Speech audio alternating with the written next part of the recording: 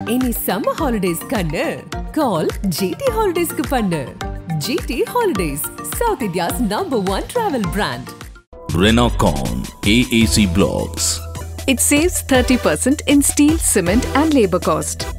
ஒவ்வொரு சதுர அடியிலும் சந்தோஷம். தமிழ்நாட்டினுடைய ஒரு மிக இள வயது எம்பி தொகுதி மக்களுக்கு ஞாபகப்படுத்துற மாதிரி நானும் சில விஷயங்கள் கேட்கணும். தொகுதி மக்களுக்காக அப்போ நீங்க இந்த டைம்ல என்ன செஞ்சீங்க? 2014 ஒரு இளம் வயது நாடாளுமன்ற உறுப்பினராக அந்த பாராளுமன்றத்துல போகும்போது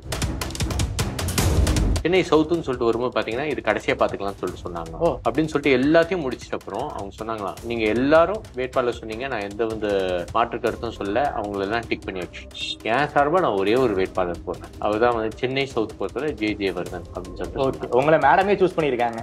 ஆமா, திமுக நாடாளுமன்ற உறுப்பினர் வந்தாங்க. அவங்க ஒரு ஸ்பீட் பிரேக்கர், எல்லா திட்டத்துக்கும் அவங்க ஒரு ஸ்பீட் பிரேக்கர், வேற எதுவுமே கிடையாது. 5 வருஷம் அவங்க அப்படிதான். தொகுதிக்கு ஒண்ணுமே செய்யலையா அவங்க? ஆமாங்க, சிஎம் ஃபேஸ் 2 ஒரு எக்ஸாம்பிள் சொல்றேன். நான் திமுக நாடாளுமன்ற உறுப்பினர் 5 வருஷத்துல ஒரு தடவை கூட பாராளுமன்றத்துல டீசாலினேஷன் பிளான்ட் பத்தி பேசினா, மக்களோட குடிநீர் தேவையை பற்றி அக்கறையே இல்லாத ஒரு நாடாளுமன்ற உறுப்பினராக தான் அவர் இருக்கிறாரு. ஒரு தடவை கூட எந்த விஷயமா சார்ந்தோ அவர் சந்திக்கவே இல்லை. மக்கள் மத்தியில பாஜக பொறுத்தவரை ஒரு பேச்சு பொருளாள், ஊடகத்துல வேணா பேச்சு பொருளாகும், சமூக வலைத்தளங்களை பொறுத்தவரை அவங்களுக்கு வந்து நிறைய பிஜேபி ஐடி செல் எல்லாமே இருக்கு, அதுல வேணா ஒரு பேச்சு பொருளாக இருக்கு. களத்துல பாஜக இல்லவே இல்லையா? களத்துல பாஜக இல்லவே இல்லை. மக்கள் மத்தியில பேச்சு பொருளாக இல்லாத ஒரு கட்சி எப்படி வந்து சலசலப்பை ஏற்படுத்தும்? அண்ணாமலை பேசியிருக்காரு, ஜூன் 4ஆம் தேதிக்கு பிறகு அதிமுக தினகரன் கைக்கு வரும்னு பேசியிருக்காரு. அனைத்து இந்திய அண்ணா திராவிட முன்னேற்ற கழகத்தை அழிக்க வேண்டும் என்று நினைப்பவர்கள் அழிந்து போவார்கள். ஆனா அவரை பொறுத்தவரையில சுய விளம்பரம் தேவை என்ற விதத்துல அதிமுக வந்து கையில் எடுக்கிறாரு. ஆனா 2024 நாடாளுமன்ற தேர்தல் முடிந்ததற்கு பின்னால் இவருடைய அரசியல் எதிர்காலம் தான் மிகப்பெரிய கேள்வி.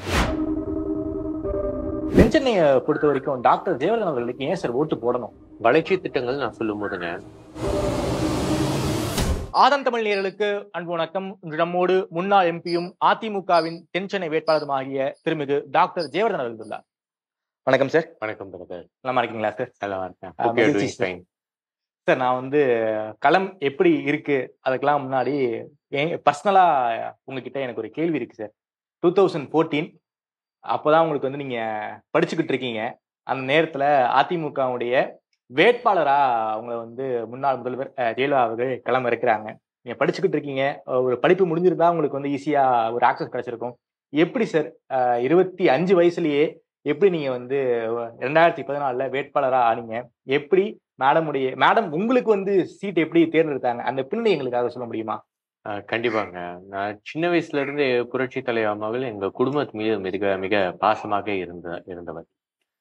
ஏன்னா அப்பாவை பொறுத்தவரையில தொடர்ந்து புரட்சி தலைவி அம்மா அவர்கள் கட்சியை பொறுத்தவரையில ஜானகி அணி, அதுக்கப்புறம் புரட்சி தலைவி அம்மா அவர்கள் அணி என்று இருக்கின்ற பொழுதுல இருந்து புரட்சி தலைவி அம்மா அவர்கள் தீவிர தொண்டர். 91 எங்க அப்பா வந்து அமைச்சர் ஆகிறாரு. ஸோ அவன் புரட்சி தலைவி அம்மா அவர்களை வந்து வருடத்துல 2 தடவை நான் சந்திப்போம். அப்பாவோட பிறந்த நாள், அதே மாதிரி அம்மா அப்பாவோட ஆனிவர்சரி. ஸோ அவங்கள சந்திக்கின்ற வாய்ப்பு இப்போ கிடைக்கும் போது பார்த்தீங்கன்னா, சின்ன வயசுல இருந்து பார்க்கறனால எப்பவுமே எப்படி கேட்பாங்கன்னா, 2nd ஸ்டாண்டர்ட் 3rd ஸ்டாண்டர்ட் போயிட்ட நல்லா படிக்கணும், எப்பவுமே நல்லா ஹை ஆம்பிஷன்ஸ் வச்சிரு அப்படின்னு சொல்லிட்டு எப்பவுமே பேசுவாங்க. எம்பிபிஎஸ்ல இருக்கும்போது பார்த்தீங்கன்னா, நீ இன்டர்ன்ஷிப் அப்போ நல்லா கான்சென்ட்ரேட் பண்ண, வேற என்ன கோர்ஸ் நீ வந்து எடுக்க போற, சர்ஜரி ஃபீல்ட் போக போறியா, இல்லை மெடிசன் ஃபீல்ட் போக போறியா, அப்படியெல்லாம் கேட்கக்கூடியவர். ஏன்னா தொடர்ந்து சின்ன வயசுல இருந்து ஒரு வருடமும் பார்த்துட்டு இருக்கேன்னா, சின்ன வயசுல இருந்து பார்த்து வளர்ந்துருக்கக்கூடிய ஒரு பையன். ஸோ நான் அரசியல் ரீதியாக என் தந்தை அவங்க தாத்தா அவங்க எல்லாமே அரசியல்ல இருக்கக்கூடியவர்கள். அதனால நான் வந்து என்னோட பங்கு மக்களுக்கு பணி செய்ய வேண்டும் என்ற விதத்துல ஒண்ணு ஸ்டடிஸும் பார்த்துக்கணும், இன்னொன்று வந்து நம்ம கழக பணியும் ஏதாவது ஒண்ணு பார்த்துக்கணும். அப்ப நீங்க மருத்துவர் அணியில இருந்தீங்களா? மருத்துவ அணியில நான் இருந்தேன். நான் அதனால நம்ம மருத்துவ முகாம் நடத்த முடிஞ்சது. அதே போன்று நம்ம காய்ச்சல் முகாம், அதுக்கப்புறம் ரத்த தான முகாம், இதெல்லாம் வந்து நம்மளால நடத்த முடிஞ்சது. அந்த மாதிரி கழக பணி ஆட்டிட்டு இருந்தோம். 2014 கரெக்டா சொல்லணும்னா 2013 டிசம்பர் மாசம் புரட்சி தலைமை அம்மா அவர்கள் வீட்டுல இருந்து அழைப்பு வந்தது. இந்த மாதிரி அம்மா உங்களை சந்திக்கணும்னு சொல்றாங்க. நான் அப்ப காலேஜ்ல இருந்தேன். நான் காலேஜ் இருக்கும்போது எனக்கு வந்து கால் வந்தது, என் வீட்டுல இருந்து கால் வந்தது. முதல்ல வீட்டுக்கு தான் வந்தது, வீட்டுல இருந்து எனக்கு கால் வந்தது, அம்மா சந்திக்கணும்னு சொல்லிட்டு. உடனே வண்டி எடுத்துட்டு உடனே வந்து போயஸ் கார்டன் போனோன்னு அங்க புரட்சி தலைவர் அம்மாவர்களை நான் வந்து சந்திக்கும் போது உட்கார சொன்னாங்க. உட்கார மாட்டேன்னு சொல்லிட்டு சொன்னேன் நான். இல்லை நீ உட்காரு அப்படின்னு சொல்லிட்டு சொன்னாங்க. அதுக்கப்புறம் உட்கார்ந்ததுக்கப்புறம் புரட்சி தலைவர் அவங்க சொன்னாங்க, உங்களுக்கு தொடர்ந்து எனக்கு தெரியும், உனக்கு வந்து வாய்ப்பு கொடுக்கணும்னு சொல்லிட்டு பார்க்குறேன் நாடாளுமன்ற தேர்தலில். ஸோ எந்த தொகுதியில நீ போட்டிடணும்னு சொல்லிட்டு நீ நினைக்கிற அப்படின்னு சொல்லிட்டு கேட்டாங்க. நான் சொன்னது வடசென்னை. அவங்க அது கூட வடசென்னை பார்த்தோன்னா 2 தடவை இந்த மாதிரி திருப்பி திருப்பி நடந்தது. அம்மா நீங்க தான் முடிவு பண்றது அப்படின்னு சொல்லிட்டு சொன்னா, அவங்க திருப்பி அதே சொல்ல, நான் திருப்பி அதை சொல்ல, திருப்பி அதை இந்த மாதிரி டிட்ஃபா டாட்டா தொடர்ந்து போகக்கூடாதுன்னு சொல்லி நான் என்ன சொன்னேன், வடசென்னைன்னு சொன்னேன். அம்மா அவர்கள் பொறுத்தவரை என்ன சொன்னாங்கன்னா, சரி நீ போயிட்டு விருப்ப மனு போடுங்க, அறிவிப்பு வரும், யாருக்கிட்டும் அது வரைக்கும் பேசாதீங்க அப்படின்னு சொல்லிட்டு சொன்னாங்க. அதுக்கப்புறம் அறிவிப்பு பொறுத்தவரையில தென்சென்னை நாடாளுமன்ற தொகுதி வேட்பாளராக நான் அறிவிப்பு நானே ஒரு வேட்பாளர் நிப்பாட்டேன்னு சொன்னாங்களே, ஒரு பீடிகையோட தான் உங்களுக்கு வந்து இன்டர்வியூ கொடுத்தாங்க. ஆமாங்க. எப்படின்னா நத்தம் விஸ்வநாதன் அண்ணன் கூட வந்து சொல்லுவாங்க, அப்ப வந்து அனைத்து இந்திய அண்ணா திராவிட முன்னேற்ற கழக நாடாளுமன்ற உறுப்பினர் லிஸ்ட் வந்து 4 பேர் அப்ப இருந்தாங்க. 4 பேர் 5 பேர் வந்து தலைமை இருந்தாங்க. ஸோ அவங்க தான் வந்து ஒவ்வொரு தொகுதிக்கு வந்து யார் யார் நிக்கணும்னு சொல்லிட்டு பரிந்துரை பண்ணவங்க. அப்படி இருக்கும்போது லைனா என்ன பண்ணாங்கன்னா, இந்த தொகுதி நீங்க வந்து சொல்லியிருக்கேன், இந்த வேட்பாளரை நான் டிக் பண்ணிடுறேன், இந்த தொகுதி நீங்க சொல்லியிருக்கேன் வேட்பாளரை டிக் பண்ணி லைனா போயிட்டு இருந்தாங்க. சென்னை சவுத்துன்னு சொல்லிட்டு வரும்போது பாத்தீங்கன்னா இது கடைசியா பாத்துக்கலாம்னு சொல்லிட்டு சொன்னாங்க. அப்படின்னு சொல்லிட்டு எல்லாத்தையும் முடிச்சிட்ட அப்புறம் அவங்க சொன்னாங்களாம் 39வது இதுல வரும்போது என்ன சொன்னாங்கன்னா, 40வதுல வரும்போது என்ன சொன்னாங்கன்னா, நீங்க எல்லாரும் வேட்பாளர் சொன்னீங்க, நான் எந்த வந்து மாற்று கருத்தும் சொல்ல, அவங்களெல்லாம் டிக் பண்ணியாச்சு, என் சார்பா நான் ஒரே ஒரு வேட்பாளர் போடுறேன், அவர்தான் வந்து சென்னை சவுத் பொறுத்தவரை ஜெயவர்தன் அப்படின்னு சொல்லிட்டு உங்களை மேடமே சூஸ் பண்ணிருக்காங்க. ஆமா. ஸோ நத்தம் விஸ்வநாதன் வந்து சொன்னாங்க, இது வந்து இந்த மாதிரி தான் நடந்தது இன்சிடென்ட், எங்களுக்கு ரொம்ப ஆச்சரியமா இருந்தது, இப்ப கூட நினைச்ச கூட புல்லரிக்கக்கூடிய விஷயம் அப்படின்னு சொல்லி சொன்னாங்க. ஸோ அந்த அளவுக்கு என் மேல பாசம் வச்சு என்னை தேர்தலில் நிக்க வச்சாங்க. அதனால 2014 நான் தேர்தலில். ஓகே சார், தமிழ்நாட்டினுடைய ஒரு மிக இள வயது எம்பி நீங்க, அந்த 5 வருஷம் டென்யூரை ரொம்ப சக்சஸ்ஃபுல்லா முடிச்சிருக்கீங்க. அப்போ நீங்க தொகுதி மக்களுக்கு என்ன சார் செஞ்சிருக்கீங்க? தொகுதி மக்களுக்கு ஞாபகப்படுத்துற மாதிரி நானும் சில விஷயங்கள் கேட்கணும். தொகுதி மக்களுக்காக அப்போ நீங்க இந்த டென்யூர்ல என்ன செஞ்சீங்க? 2014 ஒரு இளம் வயது நாடாளுமன்ற உறுப்பினராக அந்த பாராளுமன்றத்துல போகும்போது, எப்பவுமே நம்ம அரசியல் குடும்பங்க இது, பெருந்த எங்க அண்ணா அவர்கள் ஃபாலோவர்ஸ்னா எங்க தாத்தா, அவருக்காக உயிரே கொடுக்கக்கூடியவர். எங்க தாத்தா வந்து ஜோனல் சேர்மனா இருந்தாரு, கவுன்சிலரா இருந்தார், நிலைக்குழு தலைவரா இருந்தார், சுகாதார நிலைக்குழு தலைவர், புரட்சி தலைவர் அவர்கள் துணைத் தலைவர் சிறுசேமிப்புக்கு, தாத்தா அதுல உறுப்பினர். இவங்க எல்லாம் பெரிய பெரிய படம் வச்சிருப்பாங்க. பெருந்த அண்ணா அவங்களோட தீவிர ஃபாலோவர்ஸ். எங்க தந்தையை பொறுத்தவரை புரட்சி தலைவர் அவர்களோட தீவிர புரட்சி தலைவரோட வெறியன் என்று சொல்லலாம். அந்த அளவிற்கு எங்க அப்பா பொறுத்தவரை தினமும் நைட்டு பாட்டு கேட்காம தூங்க மாட்டாரு, அந்த மாதிரி இருக்கக்கூடியவர். நாங்க வந்து நான் அந்த வழியில வந்திருக்கக்கூடியவன். அதனால பெருந்த அண்ணா ஒரு வழியில நம்ம எப்படி வந்து செயல்பட முடியும், புரட்சி தலைவர் வழியில எப்படி செயல்பட முடியும், புரட்சி தலைவர் அம்மாவில் வழியில எப்படி செயல்படணும் என்பதையெல்லாம் பார்த்து நம்மளை செதுக்கிட்டு நம்ம அதுக்கேற்ற மாதிரி நடக்கணும். உரிமைகள் சார்ந்தக்கூடிய விஷயங்களை விட்டே கொடுக்க கூடாது. இது நாடாளுமன்ற உறுப்பினர், அது வந்து தலையாய கடமை. அதே போல வளர்ச்சி திட்டங்களை கொண்டு வரணும். இது ரெண்டுத்தையும் நம்ம வந்து ப்ரையாரிட்டி நம்பர் 1 இந்த அடிப்படையில் நம்மளுடைய ஒட்டுமொத்த செயல்பாடு இருக்கணும். ஏன்னா உலகமே உற்று நோக்குது, எல்லாரும் யங்ஸ்டர்ஸ் எப்படி பண்ணுவாங்க ஏது பண்ணுவாங்கன்னு சொல்லிட்டு பார்த்துட்டு இருக்காங்க. அப்படி இருக்கக்கூடாது, ஒரு யங்ஸ்டர் எந்த மிஸ்டேக்கும் பண்ணக்கூடாது. அறிவுபூர்வமா மதிநுட்பமா 15 வருஷம் 20 வருஷம் கழிச்சு வரக்கூடிய பிரச்சனைகளுக்கும் தீர்வு காணணும். ஏற்கனவே 15 வருஷம் 20 வருஷம் முன்னாடி இருக்கக்கூடிய பிரச்சனைகளுக்கும் தீர்வு காணணும். அப்படின்ற விதத்துல நீங்க வந்து செயல்படணுன்றத நானே வந்து என் மனசுக்குள்ள சொல்லிட்டு அதுக்கேற்ற மாதிரி நான் செயல்பட்டேன். நான் அந்த வகையில தாங்க ஒரு உரிமை அப்படின்னு சொல்லிட்டு சொன்னா ஒரு எக்ஸாம்பிள் சொல்றேன். Central institute of plastic engineering technology இருக்கு நம்ம சைதாப்பேட்ல. இந்த சைதாப்பேட்ல இருக்கிறது தான் ஒட்டுமொத்த இந்தியாவுக்கு ஹெட் குவார்ட்டர்ஸ். சிப்பெட்ல பல்வேறு மாநிலங்கள்ல அது அமைக்கப்பட்டாலும் நம்ம நாடாளுமன்ற தொகுதியில் இருக்கிற இந்த சைதாப்பேட்ல சிப்பெட் இருக்கு. அந்த ஹெட் குவார்ட்டர்ஸ் மத்திய அரசாங்கம் என்ன பண்ணுதுன்னா ஹெட் குவார்ட்டர்ஸ் ஷிஃப்ட் பண்ணி டெல்லிக்கு மாற்றணும்னு சொல்லிட்டு முடிவு செய்யுது. இதனால என்ன ஆகும்னா, நம்முடைய இளைஞர்கள் இருக்காங்கல்ல அங்க படிக்கிறவங்க, அவங்களுக்கு வந்து வரக்கூடிய ஃபண்டிங் இருக்குல்ல அந்த காலேஜுக்கு, அது வந்து பாத்தீங்கன்னா எப்போதுமே வருஷம் 80 crores 90 crores வரும். ஆனா கிட்டத்தட்ட வந்து ஒரு 10 crores 8 crores தான் வரும் ஹெட் குவார்ட்டர் ஷிஃப்ட் ஆக்ஷன். இப்படி ஒரு நிலைமை ஏற்படும். இதனால ஒட்டுமொத்தமா வெறும் அந்த கல்லூரி மட்டும் பாதிக்கப்படாது, கெமிக்கல் இண்டஸ்ட்ரீஸ் ஒட்டுமொத்தமா தமிழ்நாட்டுல இதை நம்பிதான் இருக்கு. ஏன்னா ஏதாவது ஒரு அந்த கெமிக்கல் இண்டஸ்ட்ரி ப்ராப்ளம் இங்க இருக்கக்கூடிய மாணவர்கள் தான் அங்க போவாங்க, இங்க இருக்கக்கூடிய ப்ரொஃபஷனல்ஸ் தான் அங்க போவாங்க. ஸோ இது வந்து என்டையர் எக்கனாமியே டிசைட் பண்ணக்கூடிய ஒரு விஷயம். அந்த ஹெட் குவார்ட்டர் ஷிஃப்ட் பண்ணக்கூடாது உரிமை குரலாக கொடுத்து நாடாளுமன்றத்துல வந்து அது கொடுத்து எழுப்பி அமைச்சர் சந்திச்சு சிப்பெட்டு தொடர்ந்து நாடாளுமன்ற தொகுதியில ஹெட் குவார்ட்டர்ஸ் இருக்கு. ஆமா, இது இயங்கி கொண்டிருக்கிறது என்று சொன்னால் அதற்கு காரணம் நாடாளுமன்ற உறுப்பினர் நாங்கள் எடுக்கக்கூடிய அந்த முயற்சி. அதே போன்று நாடாளுமன்ற தொகுதியில இருக்கின்ற சாந்தோம்ல இருக்கின்ற central institute of brackish water aquaculture, அதுவும் ஒரு நிறுவனம். அதுலயும் வந்து கல்லூரி வந்து உள்ள இருக்கு, ரிசர்ச் பர்பஸ் எல்லாமே பண்ணிட்டு இருக்காங்க. அதை வந்து கொச்சிக்கு மர்ஜர் செய்ய வேண்டும், இங்க இருக்கிறது க்ளோஸ் பண்ணணும்னு சொல்லிட்டு மத்திய அரசாங்கம் நான் இருக்க காலகட்டத்தில் முடிவு செய்யும். உடனே நான் என்ன பண்றேன்னா, பாராளுமன்றத்தில் இது பேசி அமைச்சர் அக்ரிகல்ச்சர் மினிஸ்டர் சந்திச்சு தடுத்து நிறுத்தி தொடர்ந்து central institute of brackish water aquaculture நம்முடைய நாடாளுமன்ற தொகுதியில சாந்தோம்ல இயங்கி கொண்டிருக்கிறதுன்னு சொன்னா அதுக்கு காரணம் நான் எடுத்துக்கூடிய முயற்சி. இதெல்லாம் உரிமை சார்ந்தக்கூடிய விஷயம். இதெல்லாம் ஒத்த காலில் நிற்கணும், அதுக்கான நடவடிக்கை எடுக்கணும், முனைப்பாக இருக்கணும். இல்லைன்னா நம்ம அசந்து இருக்கக்கூடிய நேரத்துல நம்முடைய உரிமைகளை படிச்சுட்டு போயிடுவாங்க. மத்தியில வேற ஸ்டேட்டுக்கு எடுத்துட்டு போயிடுவாங்க. கண்டிப்பா வேற ஸ்டேட்டுக்கு எடுத்துட்டு போயிடுவாங்க, நம்ம உரிமையை படிச்சுவாங்க. அந்த மாதிரிதான் ஒரு இன்சிடென்ட் நான் சொல்றேன். 2019 2024 திமுக நாடாளுமன்ற உறுப்பினர் இருந்தாங்கல்ல, அவங்களுடைய காலகட்டத்துல 2020 ஸ்டார்டிங்ல என்ன பண்ணாங்கன்னா, மத்திய அரசாங்கம் இந்த மாதிரி இன்டெலெக்சுவல் ப்ராப்பர்ட்டி ஆப்லெட் போர்டு இருக்கு தேனாம்பேட்ல, அறிவுசார் சொத்துரிமை அலுவலகம், மத்திய அரசாங்கத்தின் அலுவலகம். அது வந்து மத்திய அரசாங்கம் மூட வேண்டும் என்று முடிவு செய்கிறது.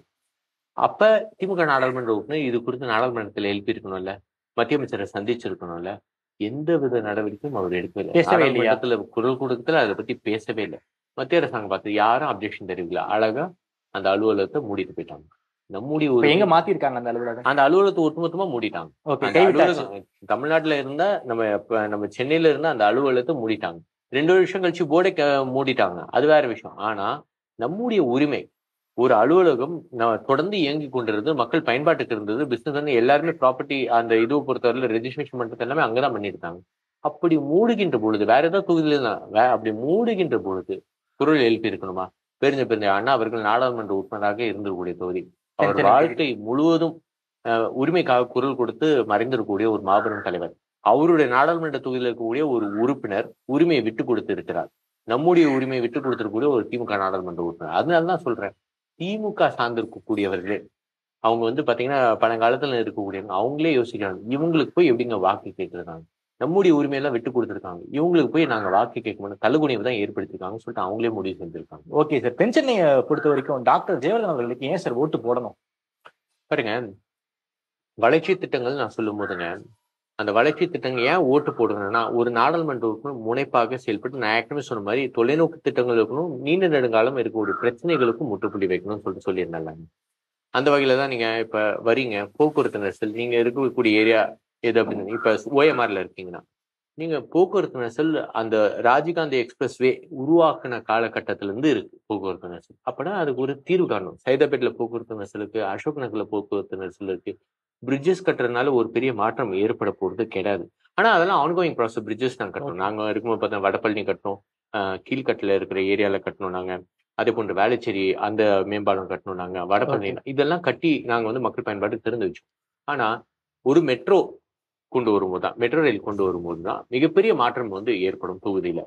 அதுக்காக தான் CMR Chennai metro rail limited phase 1க்கு நாடாளுமன்றத்தில் வலியுறுத்தி மத்திய நகர்ப்புறத்துறை அமைச்சரை சந்திச்சு நடவடிக்கை எடுத்து நிதியை பெற்று அடிக்கல் நாட்டப்பட்டு பொதுமக்கள் பயன்பாட்டுக்கு திறந்தே வச்சேன் நாடாளுமன்ற உறுப்பினராக இருந்தேன். அது 25,000 கோடி ரூபாய் மதிப்பிலான அந்த திட்டம். அதுல அசோக் நகர், சைதாப்பேட் போன்ற ஒட்டுமொத்த பகுதிகள் பயன்பட்டது. இதோட அப்படியே நிறுத்திக்க முடியுமா ஒரு நாடாளுமன்றம்? தொலைநோக்கு பார்வையோடு பார்க்கணும்ல. அந்த விதத்துலதான் சிஎம்ஆர் ஃபேஸ் 2 மத்திய அரசாங்கம் முடிவு செய்வதற்கு முன்னரே பாராளுமன்றத்துல வலியுறுத்தி, அதுதான் ஒரு முனைப்பா வந்து செயல்படக்கூடிய விதம். ஒண்ணு விஷயம் மத்திய அரசாங்கம் முடிவு செஞ்சதுக்கு அப்புறம் நம்ம பேசுறது கிடையாது. இப்போ ஃபேஸ் 3 ஃபேஸ் 4 போயிட்டு இருக்கே சார். அதாங்க, நம்ம ஒரு விஷயம் வந்து நம்ம நாடாளுமன்ற உறுப்பினராக நீங்க மத்திய அரசாங்கம் முடிவு செய்வதற்கு முன்னாலே நீங்க கோரிக்கை வைத்தாதான் அது கொஞ்சமாவது நகரும். ஓகே.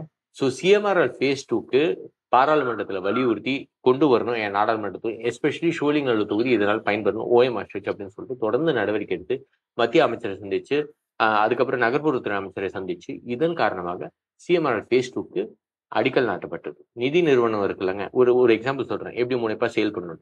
நிதி நிறுவனங்கள் கிட்டத்தட்ட 5,500 கோடி ரூபாய் அது வந்து விடுவிக்கிறதுக்கு மத்திய அரசாங்கம் இசைவு கொடுக்கணும். அதுல ஒரு பெண்டிங் இருந்து 3 நாள். உடனே நகர்ப்புறத்துறை அமைச்சர் சந்திச்சோன்னா அவர் போன்ல வந்து அவரோட செக்ரட்டரியை கான்டாக்ட் பண்ணி இந்த மாதிரி கிளியரன்ஸ் பண்ணி கொடுத்துருன்னு சொன்னாங்க. அடுத்த ஒரு 5 நாள்ல நீங்க பாத்தீங்கன்னா 5,500 கோடி ரூபாய் விடுவிக்கப்பட்டது. உடனே அந்த ப்ராஜெக்ட் உடனே ஆரம்பிக்கிறதுக்கு உண்டான நடவடிக்கை எடுக்கப்பட்டது, அடிக்கல் நாட்டப்பட்டது. பொதுமக்கள் இப்ப பாத்தீங்கன்னா அந்த ப்ராஜெக்ட் போயிட்டு இருக்கு.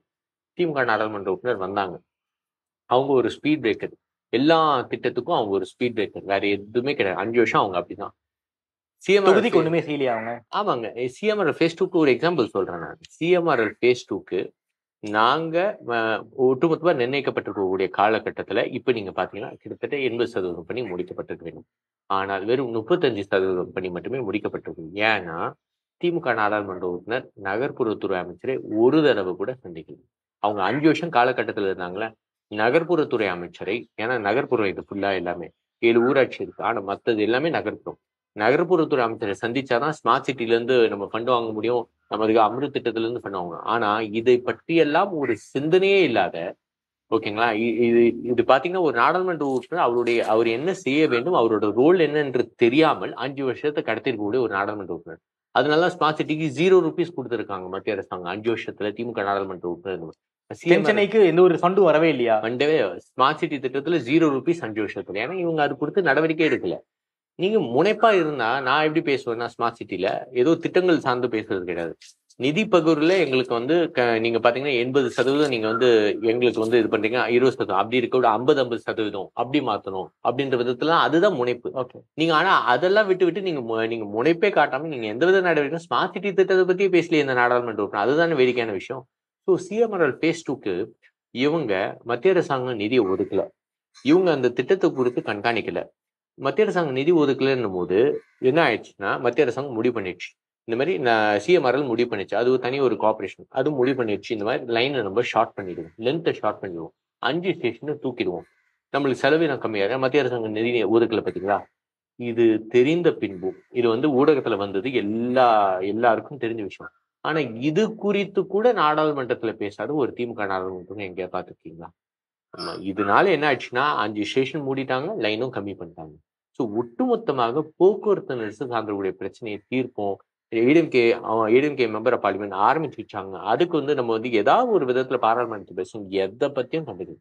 இந்த அட்டர் வேஸ்டான ஒரு 5 வருஷம் நாடாளுமன்ற தொகுதியில ஒரு ஸ்பீட் பிரேக்கர் எல்லா டெவலப்மெண்ட்டுக்குன்னா அது காரணம் இந்த திமுக நாடாளுமன்ற உறுப்பினர். ஓகே சார், அதே போல இந்த தென்சென்னை தொகுதியே ஒரு நீண்ட கோரிக்கை வேளச்சேரி டு சென்ட் தாமஸ் மவுண்ட்டுக்கான எம்ஆர்டிஎஸ் அந்த ரயில், அது இன்னைக்கு வரைக்கும் செயல்பாட்டுக்கு வரவே இல்லை. அப்படியே பாலங்கள் அப்படியே தான் இருக்கு, எந்த ஒரு முன்னேற்றமும் வரவே இல்லையே சார். என்ன சார் பண்ண போறீங்க? பாருங்க, அது வந்து நிலம் கையகப்படுத்துற பிரச்சனை. கடைசி ஒரு 500 மீட்டர் ஸ்ட்ரெச்ல என்ன ஆச்சுன்னா அந்த நில உரிமையாளர்கள் நீதிமன்றத்துக்கு போயிட்டாங்க. அது 2007 இருந்து நிலவில் இருக்கக்கூடிய ஒரு பிரச்சனை, நீண்ட கால கோரிக்கை, அது நீண்ட நாள கோரிக்கை. 2014 நான் நாடாளுமன்ற உறுப்பினர், அதனால தான் சொன்னேன் ஒரு முன்னாடி இருக்கக்கூடிய பிரச்சனையும் தீர்க்கணும் ஒரு நாடாளுமன்ற உறுப்பினர். நிலம் கையகப்படுத்த இந்த பிரச்சனையை முடிச்சா 18 மாதங்களுக்குள்ள ரயில்வே டிபார்ட்மெண்ட் சொல்லிச்சு அந்த ப்ராஜெக்ட் நான் கம்ப்ளீட் பண்ணிடுவோம்னு சொல்லி. அப்ப நிலம் கையகப்படுத்துற பிரச்சனை நான் என்னுடைய அந்த 5 ஆண்டுக்குள்ள நான் முடிச்சிட்டேன். ஸோ எங்களது வந்து சி வி சண்முக அண்ணன் இருந்தாரு, இபிஎஸ் அண்ணன் நடவடிக்கை எடுத்தார், சிஎஸ் கிரிஜா வைத்தியநாதன் மேடம் தான், எல்லாரும் நடவடிக்கை எடுத்து நாங்கள் வந்து அவார்டு வந்து கொடுக்கறதுக்கு உண்டான வேலையை நாங்கள் வந்து எடுத்துட்டோம். ஹைகோர்ட்ல ஆர்டர்ஸ் வந்து ஓகே. இது என்ன ஆச்சுன்னா 2019 கரெக்டா நான் டெபிட் பண்ற அப்பதான் ஆஃபீஸ்ல இருந்து எலெக்ஷன் தோத்ததுக்கு பின்னால் என்னன்னா திமுக நாடாளுமன்ற வந்ததுக்கு பின்னால் ஒரு பிரச்சனையை சொல்றேன். அந்த பிரச்சனையில இருந்து ஒரு பதவியில இருக்குமோ இல்லையோ நம்ம எப்படி வந்து செயல்படுறோம்ன்ற விதத்துல நீங்க புரிஞ்சுக்க முடியும். நம்ம ஆஃபீஸ்ல இல்லைங்க, ஆனா ஃபைல நம்ம வந்து பார்த்துட்டு இருக்கோம். பிரச்சனை ஏதாவது வருதா? ஏன்னா அவார்டு கொடுக்குற வரைக்கும் திக்கான ஒரு சிச்சுவேஷன். ஏன்னா அவார்டு கொடுத்துட்டா அந்த ப்ராஜெக்ட் கோ ஹெட், சிம்பிளா முடிஞ்சிடும். அந்த அவார்டு கொடுக்கலன்னா யாராவது ஒருத்தங்க அப்பீல் பண்ணா முடிஞ்சு திருப்பி அந்த பிரச்சனை ஆரம்பிக்கும். அது கரெக்டா பாத்தீங்கன்னா ஏஜி வந்து அட்வொகேட் ஜெனரல் அவரோட ரெக்கமெண்டேஷன் தமிழ்நாட்டுக்கு வருது. இந்த மாதிரி இழப்பீடு இவ்வளவு மடங்கு 2.5 மடங்கு இருக்கு, இது கொடுக்க கூடாது, இது வந்து சுப்ரீம் கோர்ட்டுக்கு நம்ம போவோம்னு சொல்லிட்டு ஒரு ரெக்கமெண்டேஷன் வரும். ஓ, தமிழ்நாடு கவர்மெண்ட் போறாங்களா? ஆமா, இல்ல ஏஜி வந்து recommendation Tamil Nadu government. Okay, Tamil Nadu government இதை ஆக்செப்ட் பண்றது ரிஜெக்ட் பண்றது தமிழ்நாடு கவர்மெண்ட் பர்வியூல. ஓகே. அப்ப நான் வந்து அத ஃபைல் எங்க வருதுன்னா நில நிர்வாக ஆணையருக்கு வருது, சீஃப் செக்ரட்டரிக்கும் வருது. ஸோ நான் நில நிர்வாக ஆணையரை சந்திச்சு, சார் அவார்டு வந்து ஹைகோர்ட்ல சொல்லிட்டாங்கல்ல சார், தயவு செஞ்சு இந்த ப்ராஜெக்ட் முடிக்கிற வேலையை நம்ம பார்க்கணும் சார். நம்ம சுப்ரீம் கோர்ட் போனாலும் திரும்ப ஒரு 15 வருஷம் ஆயிடும் சார். அவார்டு கொடுக்குற வேலையை பார்ப்போம்னு சொல்லிட்டு அவரும் கன்வின்ஸ் பண்ணி, அதுக்கப்புறம் சீஃப் செக்ரட்டரி அவங்களும் கன்வின்ஸ் பண்ணி இபிஎஸ் அண்ணங்கிட்ட கொண்டு போயிட்டு, அதனால இது ஒரு special case where it's been pending for such a long time. இதனால எக்கனாமிக் ஆஸ்பெக்ட்ல எவ்வளவு பெனிஃபிட் கிடைக்கும், அந்த 2.5 மடங்கு ஒரு பெரிய மேட்டரே கிடையாது அப்படின்ற விதத்துல ஏஜியோட recommendation was not accepted. So இது வந்து திமுக நாடாளுமன்ற அவர் ஃபைல் ப்ராசஸ் வந்து அவர் தான் ஜெயக்குடி ஐஏஎஸ் சந்திச்சிருக்கோம். ஆனா அவருக்கு எதை பத்தியும் தெரியாது. அவருக்கு வந்து சும்மா பாத்தீங்கன்னா நாடாளுமன்ற ஜெயிச்சிட்டோம், நம்ம பாட்டு நம்ம வந்து அமைதியா இருப்போம், எந்த நடவடிக்கை இருக்கும், அவர் அமைதியாவே இருந்துட்டாரு. அவர் எந்த ஃபைலு தொகுதி சார்ந்த ஒரு விஷயங்கள்ல அக்கறையே காட்டல. ஆனா நான் நாடாளுமன்ற உறுப்பினராக இல்லாத போதும் அது குறித்து நடவடிக்கை எடுத்து இருப்பாங்க. சரி, அதுக்கப்புறம் என்னன்னா அவார்டு கொடுத்து முடிச்சிட்டாங்க. உடனே அவார்டு கொடுக்கறதுக்கும் பிளான் பண்ணி அவார்டு கொடுத்து முடிச்சிட்டாங்க. ஏன்னா யாராவது வேற யாராவது இழப்பீடு கொடுத்தாச்சு. ஆமா, இழப்பீடு கொடுத்தாச்சு. அதுக்கப்புறம் ப்ராஜெக்ட் சதர்ன் ரயில்வே சொல்லி 18 மாதங்களுக்குள்ள நாங்க முடிச்சோம்னு சொல்லி 5 வருஷம் ஆச்சு. இன்னைக்கு 5 வருஷம் திமுக நாடாளுமன்ற உறுப்பினர் இருந்தாங்க. 5 வருஷமா எந்த வித நடவடிக்கையும் எடுக்கல. இன்னும் அந்த வேளச்சேரி செந்தாமரை பார்க்கின்ற ரயில் திட்டம் மக்கள் பயன்பாட்டுக்கு திறந்து வைக்கல.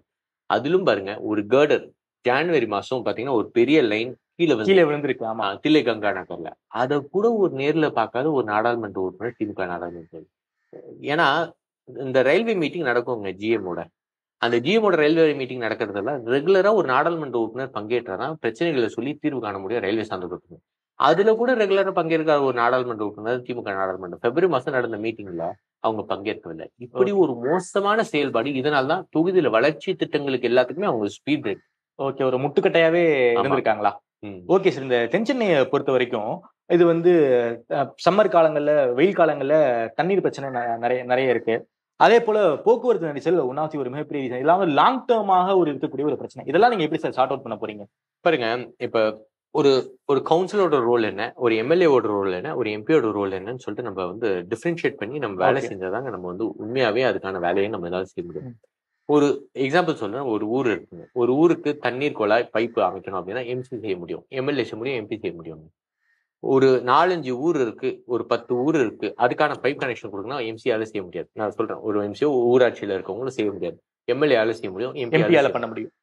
ஒரு ஒரு 4 தொகுதியை சம்பந்தப்பட்டிருக்கூடிய விஷயம், அதுக்கு மிகப்பெரிய டீசாலினேஷன் பிளான்ட் அமைக்கணும்னா எம்எல்ஏ செய்ய முடியாது, எம்சியால செய்ய முடியாது, எம்பியால தான் செய்ய முடியும். ஸோ ஒரு டெஃபினெட் ரோலை ஒரு புரிஞ்சு கொண்டு நம்ம நடவடிக்கை எடுத்தாதான் முடியும். ஒரு எம்பியோட ரோல் என்ன என்பதெல்லாம் ஆராய்ஞ்சு அவர் அதுக்கான நடவடிக்கை எடுத்தாதான் அந்த தீர்வு எல்லாம் காண முடியும்.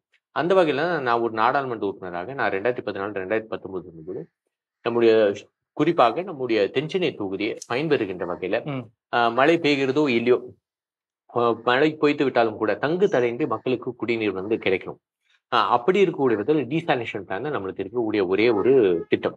அதை கொண்டு வரணுன்றக்கா 150 MLD டீசாலினேஷன் பிளான்ட் நம்ம நெம்மேலியில வந்து அமைப்பதற்கு நாடாளுமன்றத்தில் பேசி கிளியரன்ஸ், எக்கச்சக்கமான கிளியரன்ஸ் இருக்குங்க. அது எல்லாமே வந்து நகர்ப்புறத்துறை அமைச்சர்கள் சந்திச்சு கிளியரன்ஸ் எல்லாம் வாங்கி அதன் காரணமாக அடிக்கல் நாட்டப்பட்டு பொதுமக்கள் பயன்பாட்டுக்கு திறந்து வச்சிருக்கோம். இதெல்லாம் வந்து எப்படின்னா ஒரு ஃபியூச்சரிஸ்டிக் அப்ரோச். ஏன்னா எதிர்வருங்காலத்தினுடைய மக்கள் தேவையை, மக்களோட பெருக்கத்தை கணக்கிலே எடுத்துக்கொண்டு நிறைவேற்றப்படுகின்ற திட்டம்.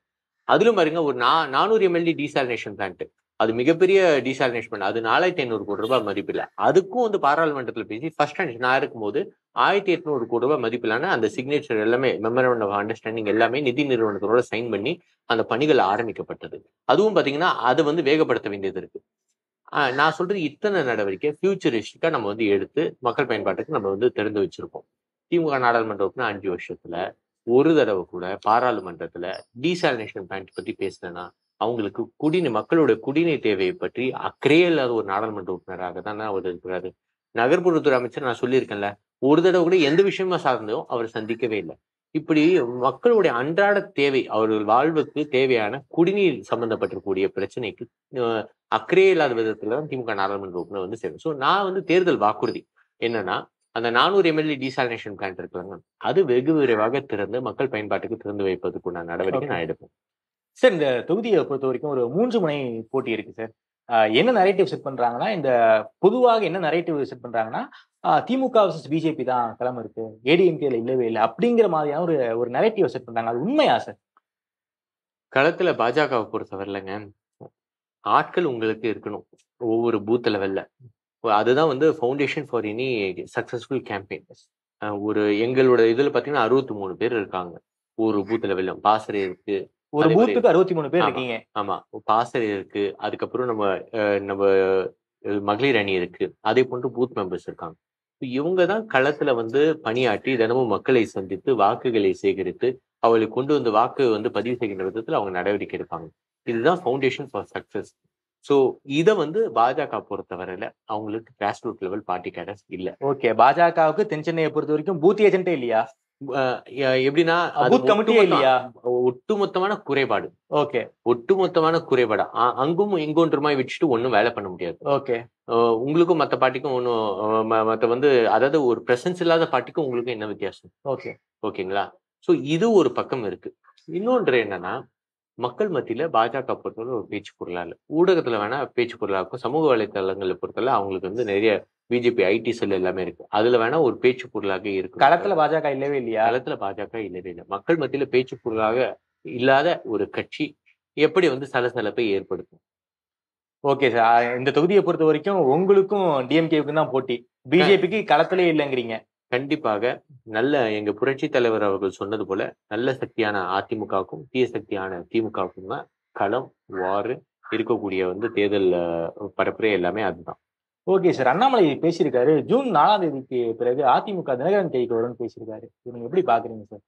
அண்ணாமலையை பொறுத்தவரையில தன்னை எப்பொழுதுமே முன்னிலைப்படுத்திக் கொள்ள வேண்டும் என்று நினைக்கக்கூடியவர், அதுபடியே செயல்படக்கூடியவர். he thinks he is beyond his party.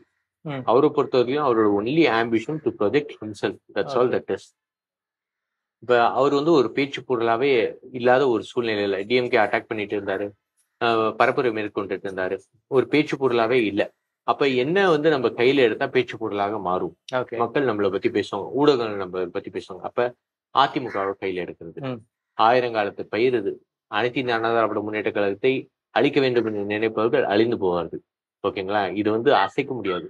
இது மாபெரும் இயக்கம், இது மக்களால் தோற்றுவிக்கப்பட்டிருக்கக்கூடிய இயக்கம். ஆனா அவரை பொறுத்தவரையில சுய விளம்பரம் தேவை என்ற விதத்துல அதிமுக வந்து கையில எடுக்கிறாரு. ஆனா 2024 நாடாளுமன்ற தேர்தல் முடிந்ததற்கு பின்னால் இவருடைய அரசியல் எதிர்காலம் தான் மிகப்பெரிய கேள்விக்குறி. ஏன்னா பாஜக என்றது ரிசல்ட் ஓரியன்டட் பார்ட்டி. உங்களுக்கு எல்லா ஃப்ரீடமும் பாஜக தலைவர் என்ற விதத்துல உங்களுக்கு கொடுத்துருக்காங்க. அந்த ரிசல்ட் வந்து இஸ் நாட் கரெக்டா அந்த ரிசல்ட் வரலன்னா பாஜக சென்ட்ரல் டீம் சும்மா இருக்காது. மாநில தலைவரை உங்களுக்கு எல்லாம் சுதந்திரமும் கொடுத்தது, ரிசல்ட் வரல, நீங்க அரசியல் விட்டு ஒதுங்கி விடுங்கள் என்று சொல்லக்கூடிய நிலைமை தான் அவருக்கு ஏற்படும்.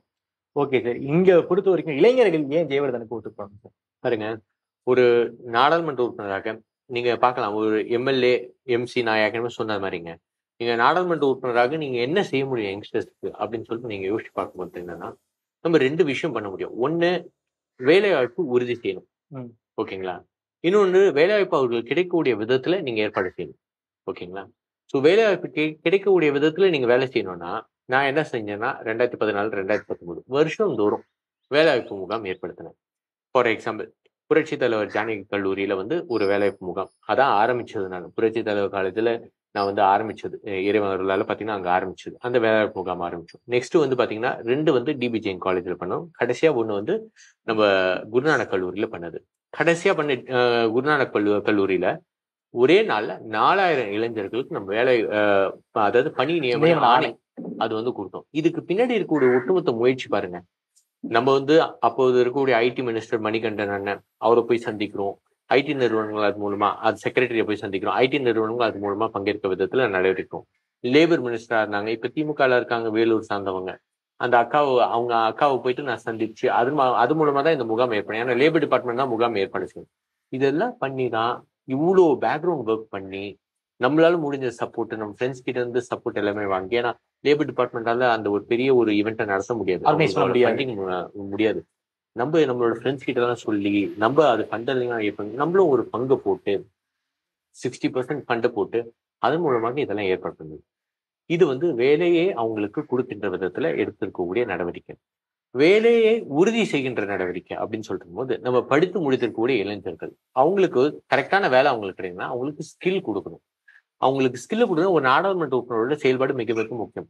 ஸோ நான் நாடாளுமன்ற உறுப்பினராக இருக்கும்போது என்னன்னா, பாராளுமன்றத்துல வலியுறுத்தி ஸ்கில் டெவலப்மெண்ட் சென்டர் இங்க அதிகமா அமைக்கணும் அப்படின்னு சொல்லிட்டு அதுக்கு வந்து ஸ்கில் டெவலப்மெண்ட் சென்டர் நிறைய நம்ம நாடாளுமன்ற தொகுதியில வந்து நான் கொண்டு வந்தேன். ஒரு உதாரணம் சொல்லணும்னா யூடிஎல் சொல்யூஷன்ஸ் அப்படின்னு சொல்லிட்டு பள்ளிக்கரணையில. ஸோ இந்த ஒரே ஒரு ஸ்கில் டெவலப்மெண்ட் மையத்துல மட்டும் நீங்க பாத்தீங்கன்னா ஒரு 250 பேர் ஒரு பேட்ச் 3 மாசத்துக்கு. ஸோ 1000 மாணவர்கள் வெளில வருவாங்க. அந்த 250 பேர்ல கிட்டத்தட்ட 75 துறை இருக்கு. அந்த துறை சார்ந்த பயிற்சி அவங்களுக்கு ஆட்டோமொபைல் ரிப்பேரிங், செல்போன் ரிப்பேரிங், இந்த மாதிரி நிறைய செக்டார் இருக்கு. ஸோ அதுல அவங்களுக்கு பயிற்சி அளிக்கப்படும். ஏதோ ஒரு செக்டார் சூஸ் பண்ணா அவங்களுக்கு 3 மாசம் பயிற்சி அளிக்கப்பட்டு அதனால சுய தொழில் செய்வாங்க. மொபைல் ரிப்பேரிங், மொபைல் ஷாப் விற்பாங்க, அந்த மாதிரி சுய தொழில், ஆட்டோமொபைலுக்கு எங்க ஒர்க் போவாங்க. இந்த மாதிரி வந்து பாத்தீங்கன்னா ஒரு பேட்சுக்கு 1000 மாணவர்கள் வெளில வரும். ஒரு சென்டர்ல இந்த மாதிரி எத்தனையோ சென்டர் அமைச்சோம். இதுதான் ஒரு நாடாளுமன்ற உறுப்பினர் பொறுத்தவரையில அவங்க எடுக்கக்கூடிய நடவடிக்கை. ஸோ நான் நாடாளுமன்ற உறுப்பினராக தேர்ந்தெடுக்கப்பட்டேன் என்று சொன்னால் கண்டிப்பாக வேலைவாய்ப்பு உறுதி செய்கின்ற விதத்திலும் வேலைவாய்ப்பு கிடைக்கின்ற விதத்திலும் கண்டிப்பாக நான் வந்து பன்மடங்கு, அதாவது 2.5 மடங்கு. நம்ம ஏற்கனவே 2014-19 நம்ம பண்ணோம்னா இதை விட அதிகமாக தான் பண்ண வேண்டும். 2.5 மடங்கு நம்ம எஃபர்ட் போட்டு நம்ம பண்ணணும்.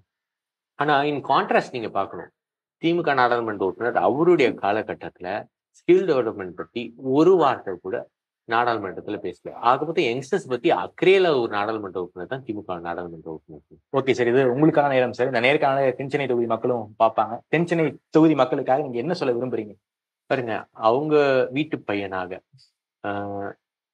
ஒரு இளம் வயதுல உங்க பையன் நாடாளுமன்றத்துக்கு போனா உங்க வீட்டுக்கு தேவையான விஷயங்களை எப்படி பூர்த்தி செய்வான், நம்ம பகுதிக்கு தேவையான விஷயங்களை எப்படி பூர்த்தி செய்வான், அவனோட ரோல் எது என்பதெல்லாம் ஆராய்ந்து எப்படி முனைப்பா நடவடிக்கிறோம். உங்க வீட்டு பையன் இன்டெலிஜென்ட்டா இருக்கணும்னு நீங்க நினைப்பீங்க, உங்க வீட்டு பையன் துடிதுடிப்பா இருக்கணும்னு சொல்லிட்டு நீங்க நினைப்பீங்க, திட்டங்களை கொண்டு வரணும்னு நினைப்பீங்க. அந்த மாதிரி உங்க வீட்டு பையனா உங்க எங்க அம்மா எங்க அப்பா என்ற விதத்துல உங்களை எல்லாம் பாவித்து, எங்க அப்பா அம்மா, எங்க சொந்தக்காரங்க, அதுக்கப்புறம் பார்த்தோன்னா என் பகுதியில இருக்கவங்க, என் தொகுதியில இருக்கவங்க எல்லாரும் பயன்பெற வேணும் நம்மளால அப்படின்ற விதத்துல என்னுடைய ஒட்டுமொத்த செயல்பாடும், என்னுடைய தலைவர்கள் பெருஞ்ச அண்ணா, புரட்சி தலைவர், புரட்சி தலைவி அம்மா அவர்கள் வழியிலே நான் பயணிக்க வேண்டும். உரிமைகளை விட்டு கொடுக்க கூடாது, திட்டங்களை கொண்டு வரணும். இதையெல்லாம் ஆராய்ந்து சீர்தூக்கி பார்த்து நடவடிக்கை எடுத்து பல்வேறு திட்டங்கள் கொண்டு வந்து அதன் வாயிலாக தொகுதி மக்கள் தொலைநோக்கு பார்வையுடன் அவர்களுக்கு எந்த பிரச்சனையும் இருக்கக்கூடாதுன்ற விதத்துல நான் பல்வேறு நடவடிக்கை எடுத்தேன்.